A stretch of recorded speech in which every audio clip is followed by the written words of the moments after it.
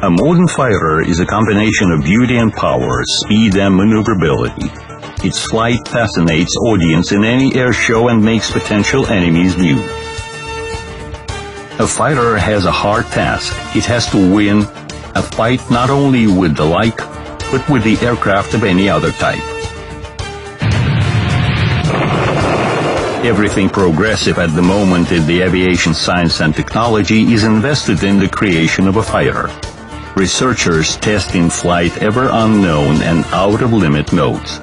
The level of aviation development in the country is mostly determined by the ability to create a fighter of its own. Currently, the authority of the Russian school designing aircraft of this type is acknowledged worldwide. But that was not always so. This is a story of the Russian fighter development.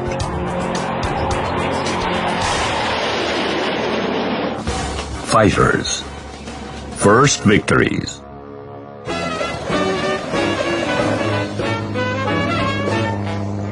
The very first aircraft had no specialization and therefore no qualification. People tried to put different constructions into the air, some of which had rather an exotic look.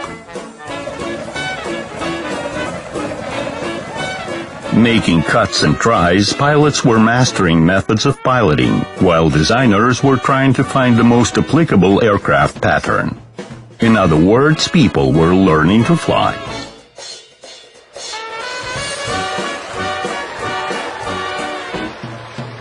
The miraculous qualities of the new type of technique could not leave the military indifferent.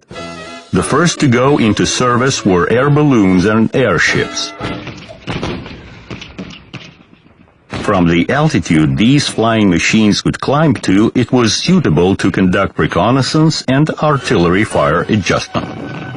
However, with the airplane's development and improvement, it became clear that they can do this job much more efficiently.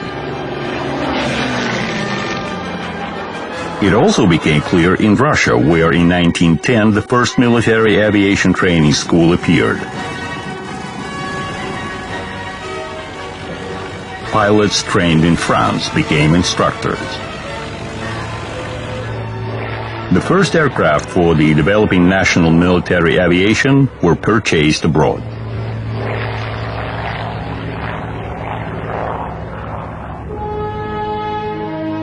Attempts were made to build such flying machines in Russia as well. From 1910 to 1913, there were even several contests of military airplanes organized.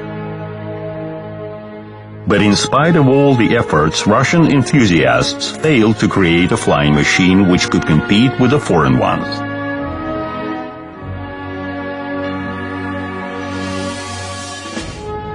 And the chief commander of the Russian aviation, the Grand Duke Alexander Mikhailovich, did not bestow the national designers, preferring to buy aircraft and licenses for their production abroad.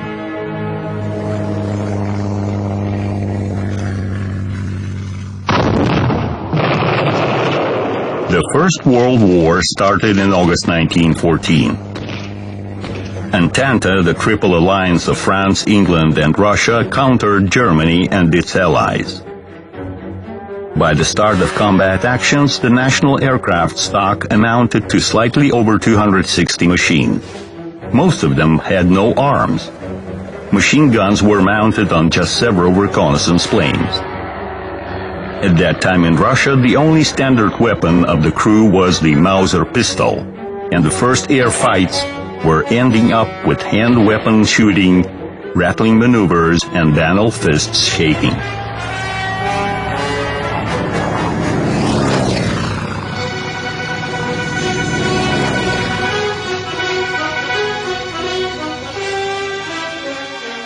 In the Western and Eastern fronts, pilots were trying to solve the armament problem of their airplanes independently.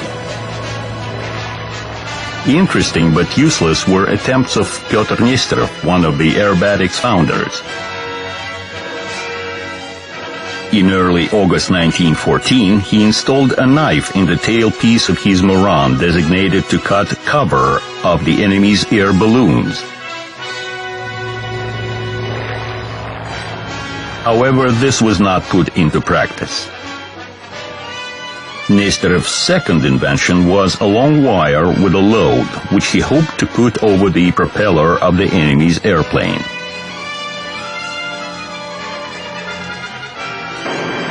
On August 26, 1914, the pilot attempted to test his invention in practice, but the wire broke at takeoff. In his second flight of the same day, Nesterov met an Austrian Albatross reconnaissance airplane. Having no other means of stopping the enemies, Nesterov made a desperate move, a ram attack. Both pilots died.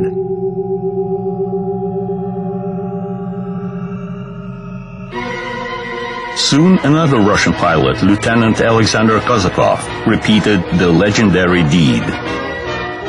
He managed not only to put the enemy's Albatross down in a ram attack, but to land his damaged airplane successfully.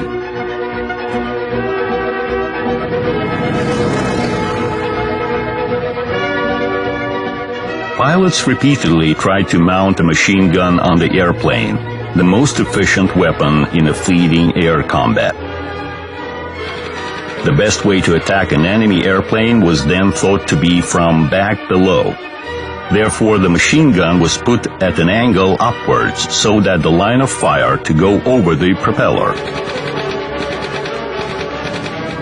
The first air battles showed that it was absolutely inconvenient and the weapons were faced forward while aiming was done through airplane maneuvering.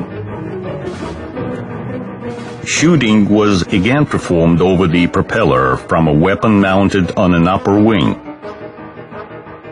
Such scheme was no better for shooting. Besides, the pilot had to reload by standing up, holding the control gear with his legs. It was only left to install the weapon right in front of the pilot and shoot right through the propeller. But how not to damage it? The first one to solve this task was a French military pilot, Roland Garros, who was a renowned sports pilot. He installed steel deflectors on the screw blades to keep them from damage.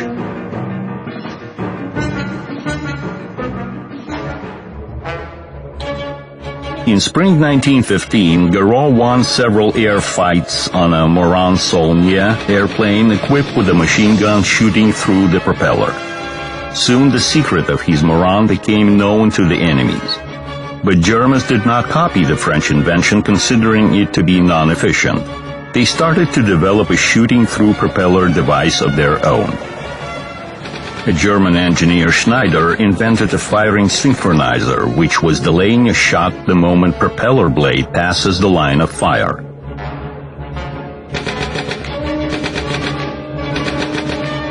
Designer Anthony Fokker installed this device on his Eindecker monoplane. In summer 1915, airplanes with the synchronizer showed their advantages in air combat. Aiming became very comfortable for the pilot. Destruction of the like in the air with the help of the onboard shooting defined the birth of the new combat aircraft class, the fighters. While Morane-Saulnier and Fokker Eindecker can be named the first in the world fighters. In the end of 1915, the Russian military pilot Viktor Dubovsky, independently from the Germans and the Allies, designed a synchronizer of his own, which however did not receive any wide use. Combat activities of those times had their own peculiar features. Engines were often playing pranks and airplanes were getting out of order due to intensive use and bad weather, since the main construction materials were wood and textile. Russian aviators had even more hardships. Russia was way behind Germany in the number and quality of its aircraft. Air Force units' supply was poorly organized and totally depended upon deliveries from abroad. Any flight was already a great risk. technical deficiencies were covered by permanent tension, courage, and often heroism of the Russian pilots.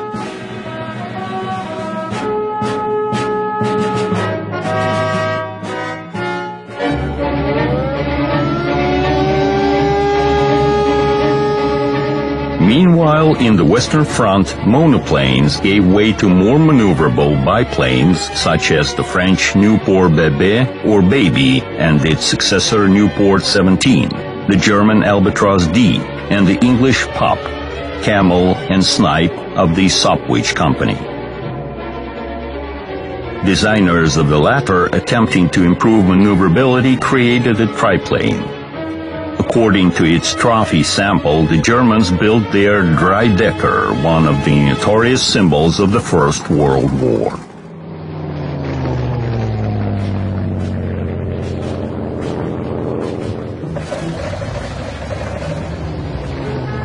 In Russia, foreign machines made the basis of the aircraft stock. Numerous attempts were made to build our own aircraft, and the fighter in particular. The first Russian airplanes were often designed and built upon a private initiative and on private funds. One of them, the MB-2 bis, was designed by Italian Francesco Mosca. The aircraft was manufactured in series from 1917 at a factory in Moscow. The Sikorsky S-16 biplane fighter also appeared with no support from the Supreme Commander. Businessman and organizer of the Ilya Muromets aircraft squad Mikhail Shidlovsky funded S-16 fighter with his own money. This aircraft was part of the squad as a trainer and an escort fighter. However, due to technical imperfection and middling flight characteristics, it could not become a deserved competitor to German Fokkers and Albatrosses. The problem was in the engines, which Russia did not produce. Both aircraft had to be equipped with the available low-power French engines incapable of providing for the sufficient speed. In such conditions, the national constructions could not compete with the foreign aircraft.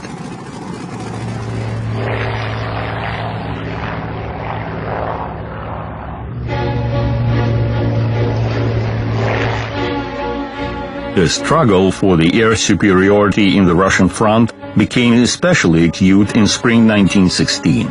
In this connection, the fighter aviation gained a special status and became independent. Fighter units were formed, although they were staffed with the normally outdated Nieuport 10 and Spad A2.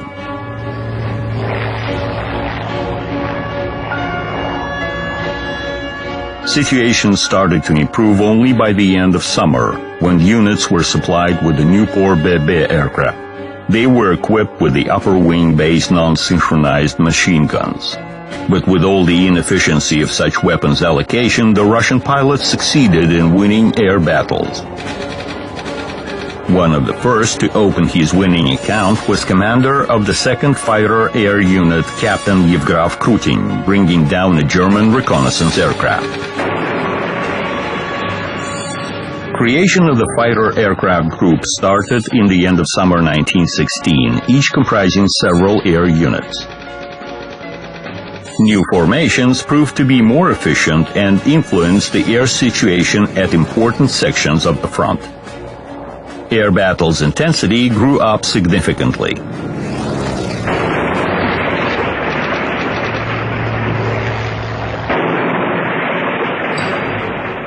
Soon the first publications on the tactics and combat application of fighters appeared in Russia, written by the Russian military pilots. Victories Krutin became the most productive author. Analyzing its own combat experience, he worked out principles of the fighter unit's organization, published works on tactics, described methods of air attacks and exits therefrom. Besides understanding the importance of the issue, Krutin proposed to open an aerobatic school in Russia for training fighter pilots.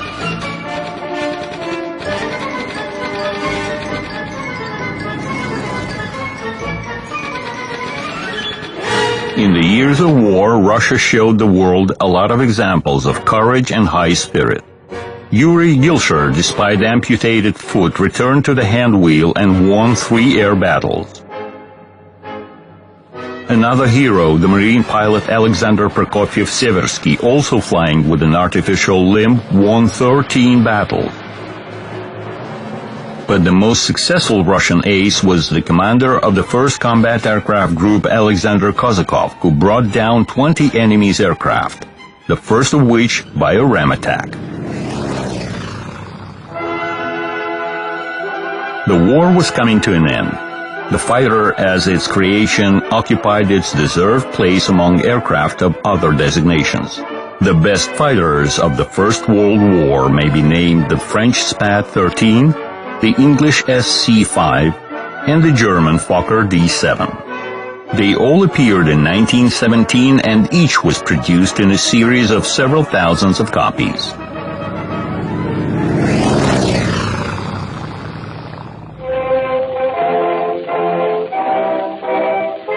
Experience of the First World War showed how important aviation was. Therefore, right after October 17, for the protection of the revolution, the Bolsheviks needed armaments, including combat aircraft. But such plans were hard to be carried out. In the chaos of the Civil War, nobody was thinking of aviation.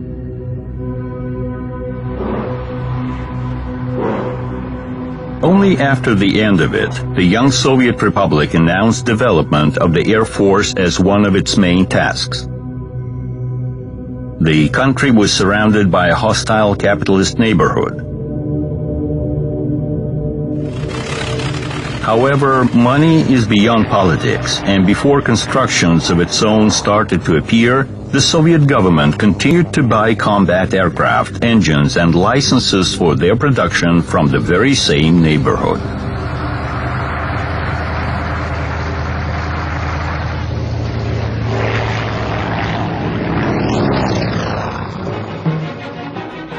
The first Soviet fighters were designed under the guidance of Nikolai Polikarpov and Dmitry Grigorovich. In the beginning of the 20s, production of Liberty, a powerful American liquid-cooled engine, was mastered in Russia. New aircraft were being built to comply with this engine. Most of the foreign fighters were based upon a biplane scheme. While Polikarpov was designing its IL-400, a fighter with a 400 horsepower Liberty engine, as cantilever monoplane. Its wing did not have wing struts and wire braces, which made the drag significantly lower and enabled to obtain better flight characteristics and speed in the first place. The rated speed was 260 kilometers per hour, which was very high for those times. By summer 1923, the aircraft was ready. Konstantin Artseulov, one of the first Russian pilots, was assigned to test the aircraft. The very first flight ended almost in a tragedy. Right after takeoff, the IL-400 went straight upwards. The speed dropped, the aircraft floated in the air and then crashed from a minor altitude. Artseulov's professionalism saved his life while the aircraft was lost.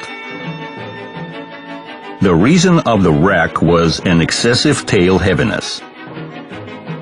In the air, the aircraft is supported by the wing, and construction elements in front and in the rear of the wing must be balanced. The tail heaviness means that the front was heavier than the rear. When that was discovered, relevant recommendations were made for the designers. A year after, tests of the second IL-400 started, and the deficiencies of the first aircraft were eliminated. Pilots noted that the aircraft was good at aerobatics and under better control. The Air Force immediately ordered 33 copies of the fighter, which was identified as E-1. Its production started in 1926. However, unlike the tested machine, serial aircraft were rough, heavier, and the center of gravity was again shifted backward. During tests, the fighter flown by Mikhail Gromov did not manage to exit the spin, and the pilot had to jump with a parachute. The aircraft was deemed dangerous and was not accepted for service. Thus, the first attempt of making the Russian monoplane fighter was a failure. However, its production and tests showed that an aircraft design is a serious matter requiring aerodynamic simulation research, strength tests, and many other things.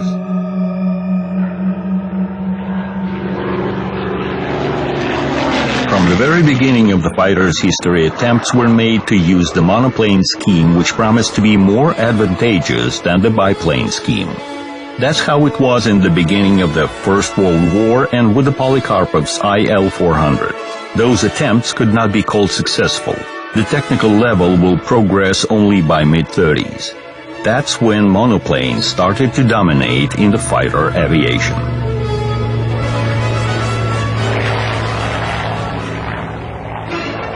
While Polikarpov experimented with a monoplane, Dmitry Grigorovich built a classical biplane fighter identified in serial production as E-2.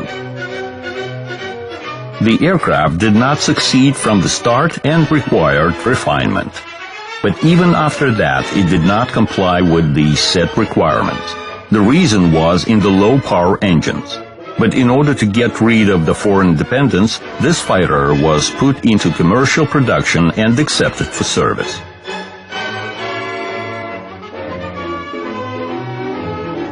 The next in row to be accepted for service were E-3 and E-4 fighters.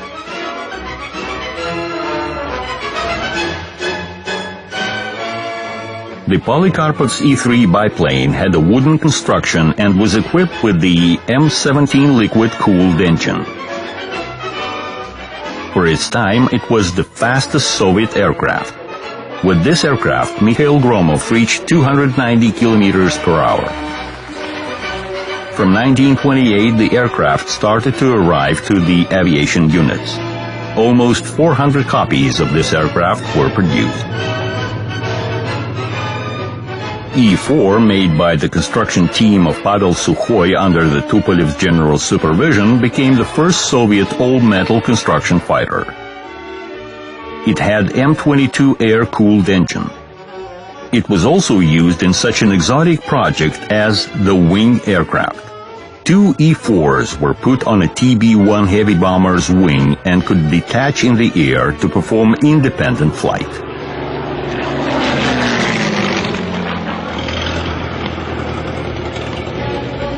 In spring 1930, pilot Benedikt Buchholz, in presence of the government members, raised the new E-5 fighter into the air from the Khodynka Central Airdrome. The rudder was decorated with letters VT, deciphered as internal prison. The reason was that designers Polikarpov and Grigorovich, as alien social elements, by that time found themselves in prison, where they in fact designed the E-5. This was one of the first NKVD attempts to set control over aircraft designers with the help of repressions, which later became massive. Interesting to know that, distrusting Soviet designers, the Soviet government ordered a German engineer, Ernst Heinkel, to develop the fighter. The latter made an aircraft defined as E-7, which was accepted for service in the Red Army. However, E-5, entering service a bit later, in many parameters left the Heinkel's aircraft behind and became the best Soviet fighter of the early 30s.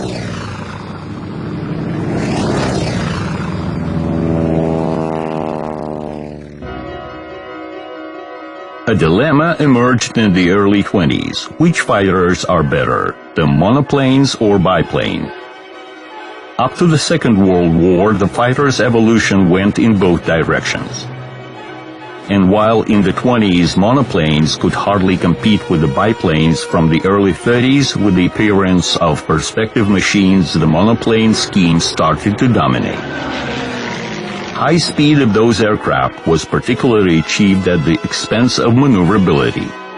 Therefore, a classification was adopted in the Soviet Union according to which traditional biplane fighters were called maneuverable, while the new monoplanes were called fast speed.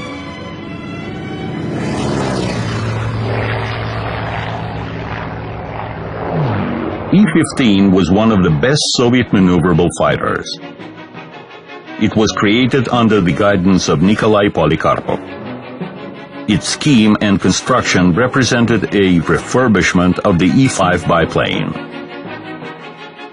However, the upper wing of E-15 was made in a seagull type, thus the drag was reduced and the forward and upward visibility was significantly improved, which was very important for combat conditions. Installation of a new 700 horsepower engine became a significant improvement of the E-15 flight characteristics. The aircraft was armed with 2 synchronized machine guns. Flight tests of the aircraft's trial copy were completed in the end of 1933. On November 21, 1935, flying a lightweight version of this aircraft, Vladimir Kokinaki established a world record reaching an altitude of 14,575 meters.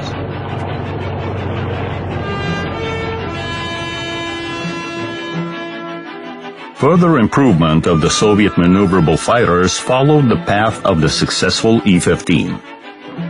Its modification, E-15 bis, was put into production in 1937. The upper wing seagull was straightened up, construction reinforced, and instead of 2, there were now 4 machine guns.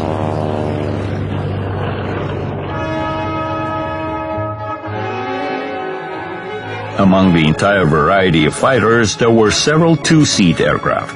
The firing abilities of the aircraft were thought to be increased at the appearance of the second crew member, the marksman. But this benefit was gained at the expense of the weight increase and reduction of flight showings. Attempts to make a 2-seat fighter in the USSR were unsuccessful until a certain moment. Only in 1935, designers Kochirigin and Yatsenko managed to design a more or less good aircraft of this type. It was named DE-6, and the main reason for its success was the perfect aerodynamic. As to speed, DE-6 was beyond even the 1-seat E-15. However, in future, 2-seat fighters did not receive as much distribution as the 1-seat aircraft.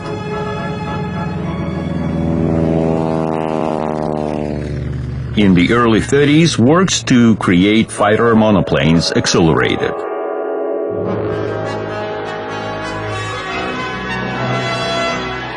Under the leadership of Grigorovich, Tupolev, and Polikarpov, 3 types of fast-speed fighters were developed: E-14, E-16, and EP-1. They were put on tests one after another, upgraded in parallel, and there was to an extent competition between them. Among these contenders struggling to be named the fastest fighter, the Polikarpov's E-16 was the most successful. It was the first to appear among its counterparties. The first sample, E-16, took off on December 30, 1933. The factory tests were performed by Valery Chkalov, while the state tests were conducted by Vladimir Kokinaki and Vasily Stepanchonak. The fighter turned to be rather strict in control and demanded precise coordination of the pilot's movements. In other words, E-16 required pilots with at least mid-level or even higher qualification, which of course was not an advantage of the new aircraft. However, this feature was neglected, since during tests the aircraft showed good speed characteristics. Minor defects were being eliminated in the course of the tests and commissioning. Despite the military's interest, E-16 did not receive immediate use in the Air Force. It needed large aerodromes, and only upon the completion of runways in the end of 1935, E-16 started to appear in the combat units.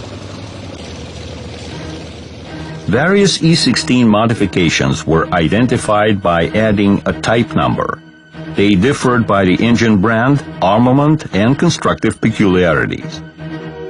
E-16 Type 5 became one of the most popular modifications, equipped with the M25A engine. First modification had closed cockpit. However, pilots as a rule flew with the open canopy, worrying that the sliding part may not work in a critical situation, and the plexiglass quality was not the best.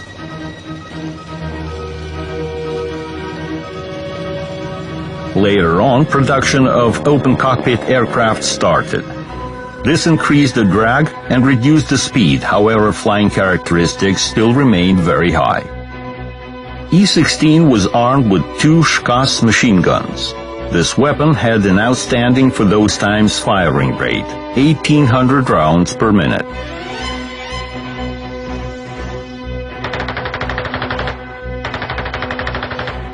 Although pilots noted insufficient firepower of the fighter, therefore Polikarpov offered E-16 armed with cannons in addition to machine guns.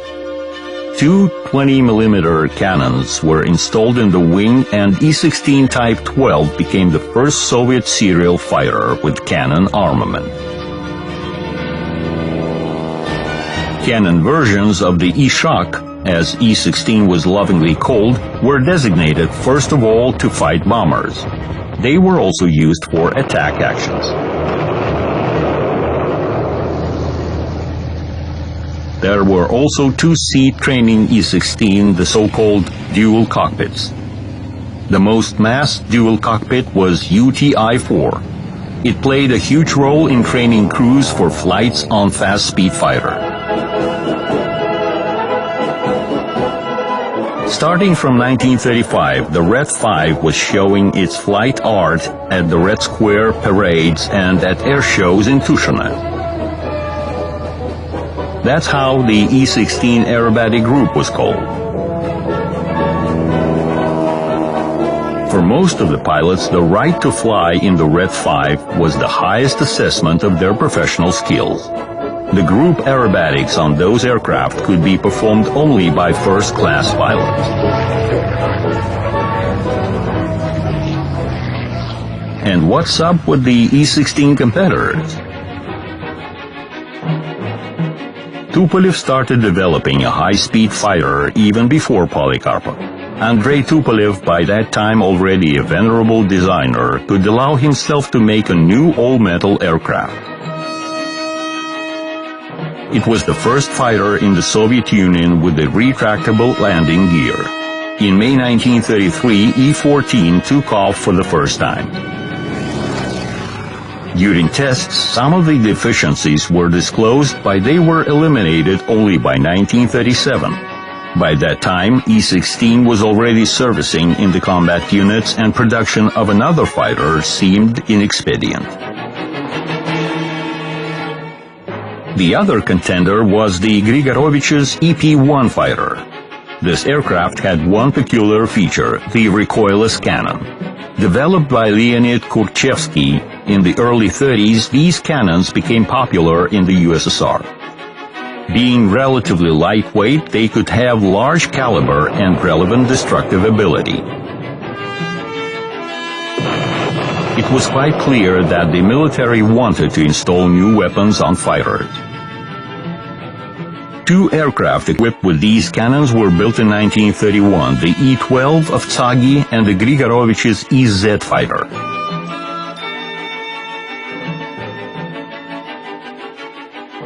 Both aircraft were experimental. Grigorovich continued his research and in 1934 created EP-1 fighter equipped with 2 such cannons and the Shkas machine gun. However, Kurchevsky's cannons did not prove themselves. They had minor efficiency and caused high aerodynamic drag. Besides, in other parameters, EP-1 was inferior to E-16. The subject was closed.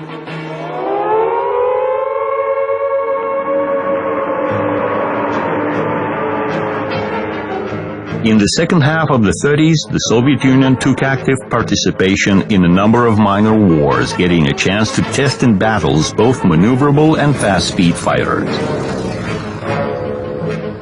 In autumn 1936, the civil war in Spain started. Soviet volunteers went to help the Republicans. USSR sent its military technique as well. In the Spanish sky, the E-15 biplanes met with the aircraft of Franco. Combat capabilities of the Chatas, how the Spanish called E-15, appeared to be much higher than of the enemy fighters, the Italian Fiat CR-32 and the German Heinkel 51. In the air battles, combat aircraft revealed their strong and weak points, improving methods of air fights. In Spain, for instance, pilots applied tactics of interaction of maneuverable E-15s with a fast E-16s. The task of the fast fighters was to catch up with the enemy and get engaged in a combat. After that, the maneuverable E-15s would pick up the relay, while the E-16s would be free to attack the bombers.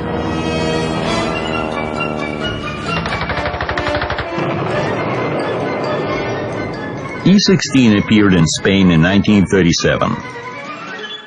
It was then that the first in history air battles between the fast-speed monoplanes took place. The Soviet fighters were countered by the German Messerschmitt Bf-109. This all-metal aircraft was a new dawn for the fighter aviation. It comprised almost all features of a fast-speed monoplane: excessive wing loading, retractable landing gear, closed canopy.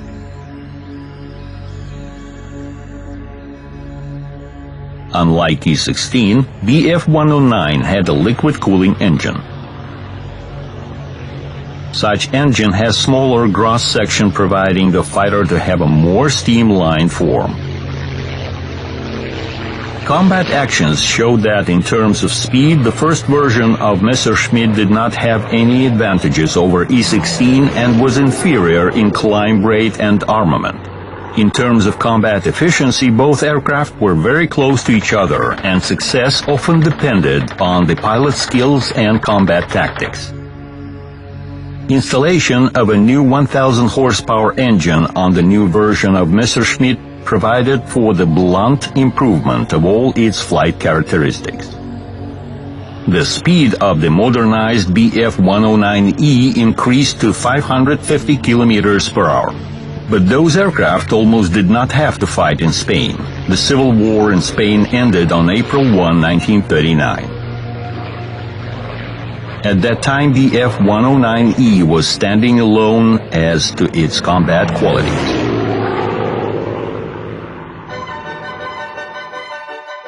Polikarpov made an interesting attempt to produce a similar fast-speed fighter. The aircraft was identified as E-17. One revolutionary point differed it from the German aircraft. A Schwag cannon was installed in the V of the M100 engine, which barrel went through the hollow propeller gearbox shaft. Such armament allocation had important advantages and was first time used on a Soviet fighter. The central cannon did not need any synchronizer, and its firing rate was higher. E-17 went on tests in 1935. Due to a number of difficulties, they dragged on, and in 1939 the People's Commissariat of Aviation Industry considered the aircraft as morally outdated. While trying to find a way of reducing the drag, there emerged an idea of removing the air cooler from the airstream. Such projects were considered by various design bureaus. The Ilyushin Design Bureau created E-21 fighter. In this aircraft, the center wing surface served as the air cooler. The water heated in the engine, or rather the steam, touching the inside of such surface, cooled down and went back to the engine. For the first time in the Soviet Union, such system was implemented on the Stal-6 aircraft designed by Roberto Bartini, a Soviet designer of Italian origin. In 1933, this experimental aircraft reached a phenomenal speed of 420 kilometers per hour. However, very soon it became clear that the steam cooling system, due to its vulnerability, was not suitable for a combat aircraft.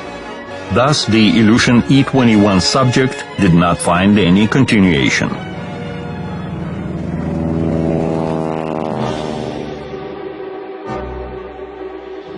In the meantime, fighters serving in the Soviet Air Force were undergoing combat examination. After Spain, E-16 managed to fight in China with the first Japanese monoplane fighters Mitsubishi E-96. This aircraft had non-retractable landing gear and was losing to the Soviet fighter in speed. However, it had good maneuverability and was accessible to pilots of lower qualification, thus standing out of E-16. During the Halkyn-Gol conflict in May 1939, another Japanese competitor to E-16 was the E-97 fighter of the Nakajima Company. This aircraft was a serious counterparty. Radio stations on board Japanese fighters provided for the coordinated combat actions, while Soviet pilots had to do without the radio.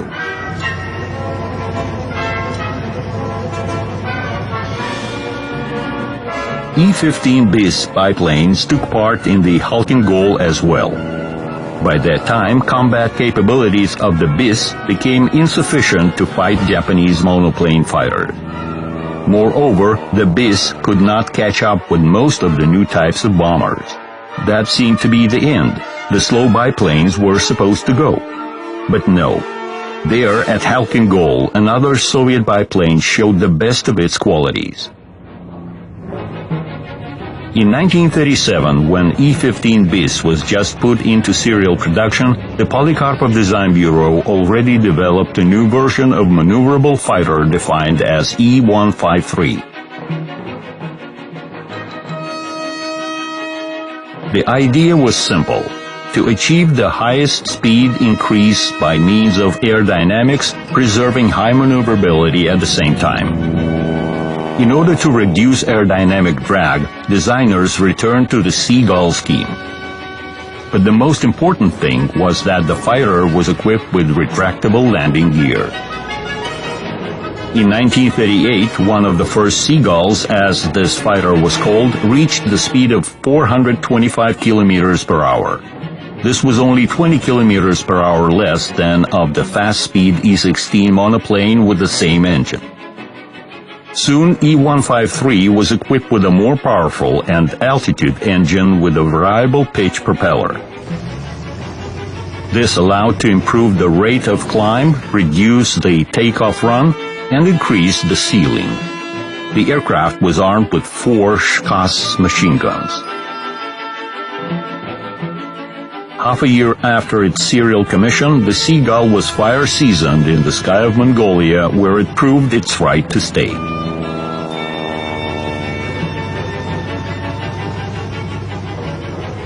The E-153 biplane fighter was an example of its scheme perfection. But Polikarpov did not stop to rest. E-190, which emerged in the very end of 1939, had a record-breaking ceiling of 12,400 meters and a speed of 450 kilometers per hour. However, by that time, this kind of speed was already insufficient.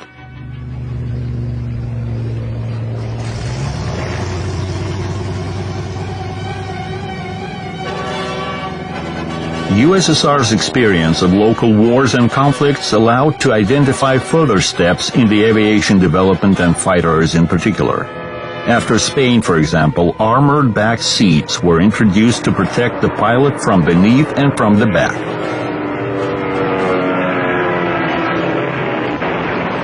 A new type of weapons, the jet projectiles, were tested in the real combat actions of Halkyn-Gol, after which they were recommended for utilization on nearly all types of the Soviet fighters. The new and more powerful engines were supposed to make the basis for the fighter's further improvement. Wide implementation in the second half of the 30s was enjoyed by the two-row air-cooled radial engines, which, having the same cross dimensions, were much more powerful. This motor was meant for the new E-180 fighter of the Polikarpov Design Bureau, which was supposed to substitute E-16. The first flight of this experimental fighter took place in a frosty day of December 15, 1938. The engine stopped due to overcooling. Pilots' attempts to reach the airfield were in vain. Valery Chkalov, piloting the aircraft, a hero and the country's favorite, died. After this catastrophe, it became clear that to obtain the new fighters so much required by the Soviet Air Force will be impossible. The accident with E-180 turned into a tragedy not only for the pilot, but for the aircraft creators. In the spirits of those times, they were the ones to blame.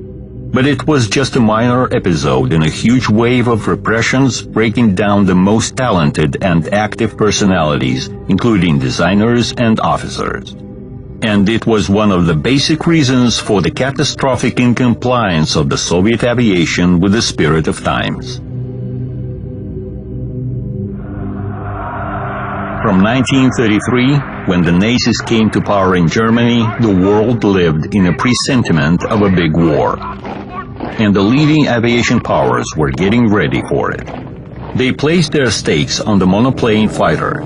Prototypes of most of the fighters which became famous in the Second World War performed their first flights before the war.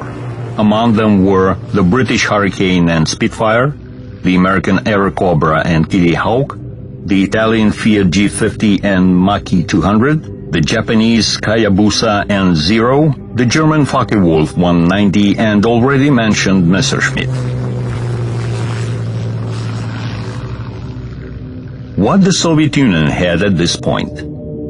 Thousands of hard-to-handle E-16s, thousands of slow-speed biplanes, and the introspective, persistent attempts to create an outstanding biplane and modernize the same E-16, which is rather old and outdated.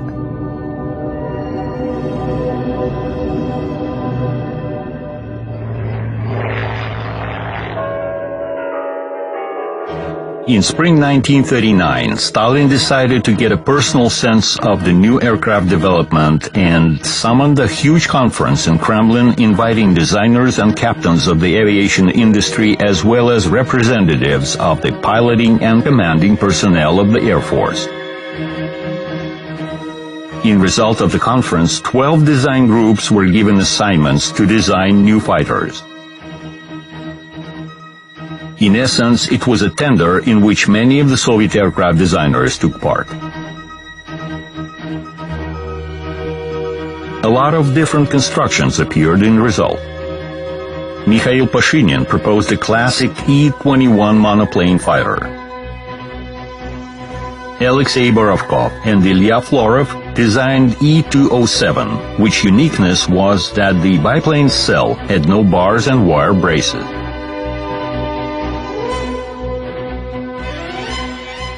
Design Bureau of Alexander Moskalev developed a Sam-13 aircraft, which engines were installed in a tandem in front and in the back of the cabin.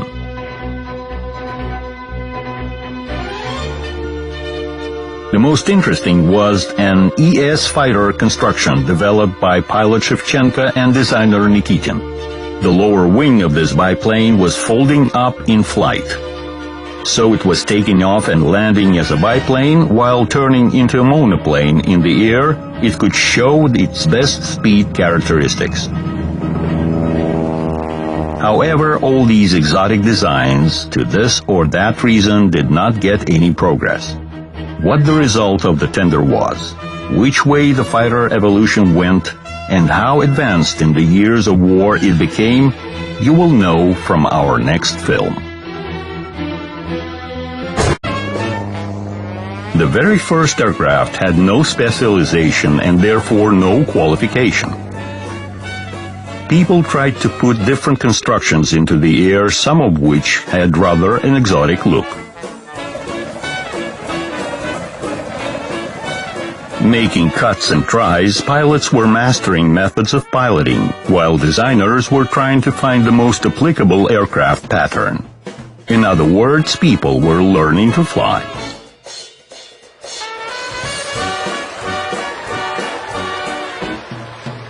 The miraculous qualities of the new type of technique could not leave the military indifferent.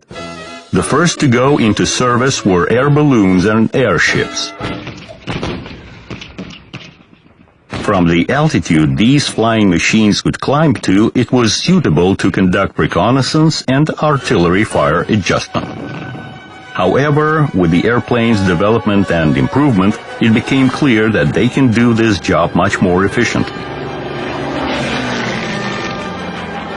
It also became clear in Russia, where in 1914 he installed a knife in the tailpiece of his Moran designated to cut cover of the enemy's air balloons. However, this was not put into practice.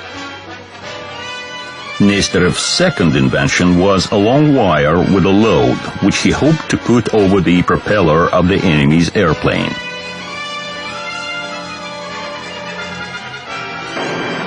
On August 26, 1914, the pilot attempted to test his invention in practice, but the wire broke at takeoff. In his second flight of the same day, Nesterov met an Austrian Albatross reconnaissance airplane. Having no other means of stopping the enemies, Nesterov made a desperate move, a ram attack. Both pilots died.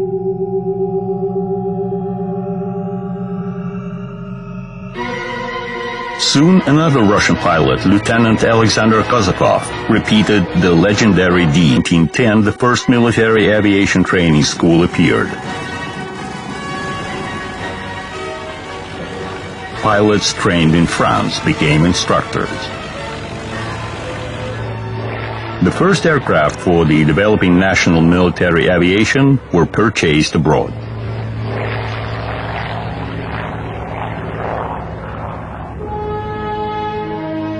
Attempts were made to build such flying machines in Russia as well. From 1910 to 1913, there were even several contests of military airplanes organized. But in spite of all the efforts, Russian enthusiasts failed to create a flying machine which could compete with the foreign ones.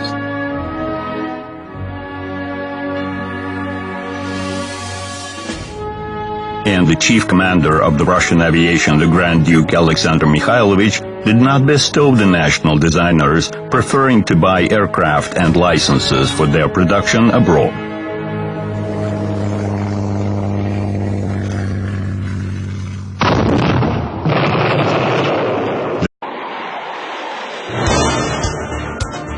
A modern fighter is a combination of beauty and power, speed and maneuverability. Its flight fascinates audience in any air show and makes potential enemies mute. A fighter has a hard task. It has to win a fight not only with the like, but with the aircraft of any other type. Everything progressive at the moment in the aviation science and technology is invested in the creation of a fighter. Researchers test in flight ever unknown and out-of-limit modes. The level of aviation development in the country is mostly determined by the ability to create a fighter of its own. Currently, the authority of the Russian school designing aircraft of this type is acknowledged worldwide. But that was not always so. This is a story of the Russian fighter development.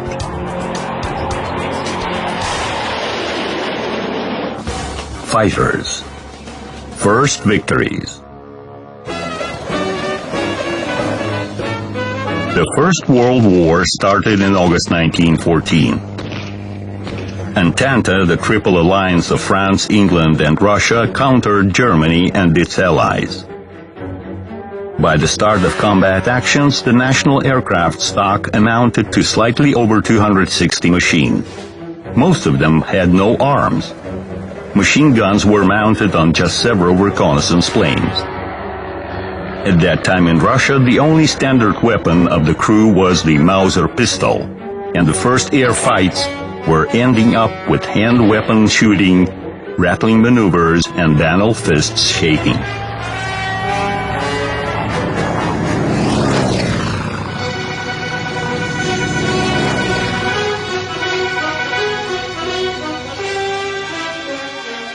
In the Western and Eastern fronts, pilots were trying to solve the armament problem of their airplanes independently. Interesting but useless were attempts of Pyotr Nesterov, one of the aerobatics founders. In early August 19